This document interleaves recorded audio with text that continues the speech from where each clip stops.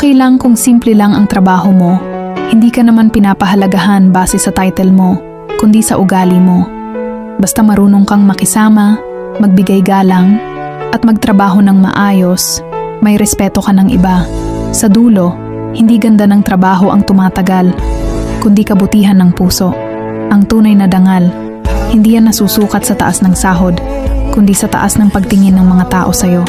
Kaya ipagmalaki mo kung sino ka, dahil may halaga ka. So guys, naglilinis kami ngayon. Ayan siya guys, oh. Sobrang maraming tubig kasi hindi pa maayos yung bubong. Ayan yung kasama ko.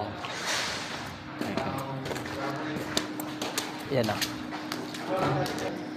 Ayan guys, oh, sobrang maraming tubig kasi hindi pa masyado yung bubong. Ayan siya, oh. Hindi pa lang. Ayan yung tubig, oh. Sobrang dami. So umulan kahapon guys. So ayan siya, sobrang dami ng tubig. Diyan, hanggang doon, kabila.